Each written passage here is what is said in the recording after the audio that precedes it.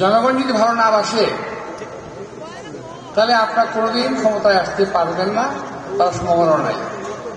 আর জনগণ যদি ভালোবাসে, যত চেষ্টাই করেন ইনশাআল্লাহ বিএনপিকে ক্ষমতা থেকে সরাতে পারবেন না। জনগণ বিএনপিকে ভালোবাসে।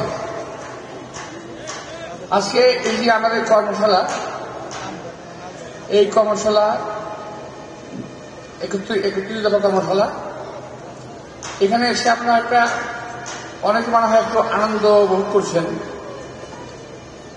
সম্মিলিতভাবে একসঙ্গে থাকার জন্য।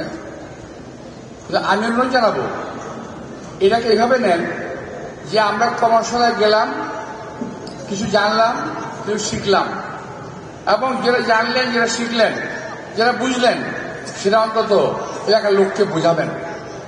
এই কারণে কর্মশালা এবং জনসভা এক কথা নয়।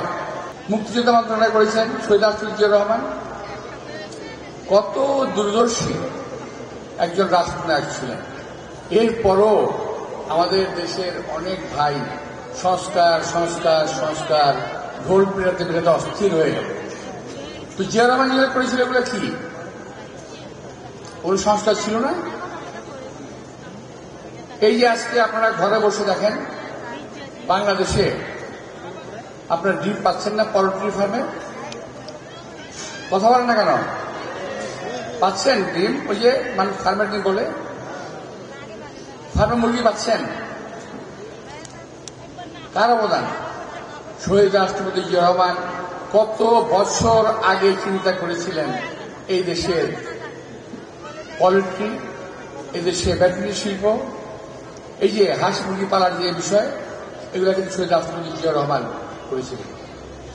কত আগের চিন্তা, আজকে আমরা ফল ভোগ করছি।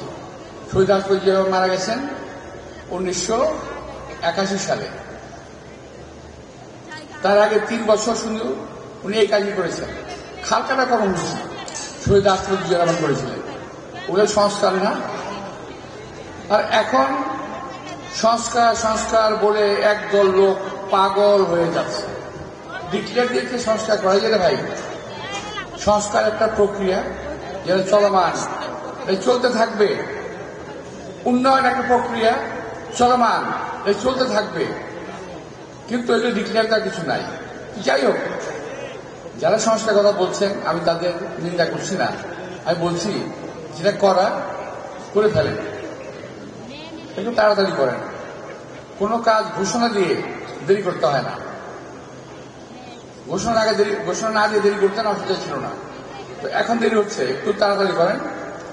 আমি আজকে আন্তরিকভাবে ধন্যবাদ জানাবো আমাদের প্রধান উপদেষ্টা শ্রদ্ধেয় ডক্টর ইউনূস সাহেবকে। গতকাল বিএনপি নেতৃবৃন্দ আমাদের বিএনপির পক্ষ থেকে মানুষের সঙ্গে দেখা করেছেন, পরিষেবা নির্বাচনের সময় ঘোষণা করেছেন, ডিসেম্বরের মধ্যে নির্বাচন দিয়ে দেবেন।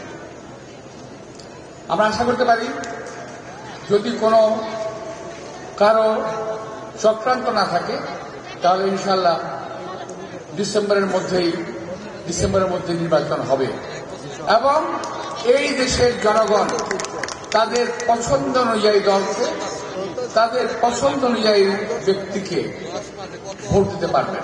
গত 15 বছর 16 বছর যতগুলো নির্বাচন হয়েছে, যারা নতুন ভোটার হয়েছে তারা কেউ ভোট দিতে পারে নাই। একটা ভোট 5 বছর পরে একবার একটা মানুষ দেওয়ার সুযোগ পায়। সেটা একটা ঈদের আনন্দের মতো উৎসব করে আমাদের দেশে মানুষ ভোটটা দেয়। আমার দেশে না, পৃথিবীর সব দেশে মানুষ। কিন্তু সেই ভোট থেকে আমাদেরকে বঞ্চিত রাখা হয়েছে। শুধু তাই নয়, বিনা ভোটে নির্বাচিত হয়েছে, রাতের অন্ধকারে নির্বাচিত হয়েছে, দেশকে একটা অসাতরে নিয়ে গেছে। আমরা গত 16-17 বছর আন্দোলন করেছি। আমার সঙ্গে মঞ্চে বসা, আমার সামনে যারা আছেন, আমার পিছনে যারা আছেন, আমার মনে হয় এমন কেউ নাই যার নামে কোনো মামলা নাই।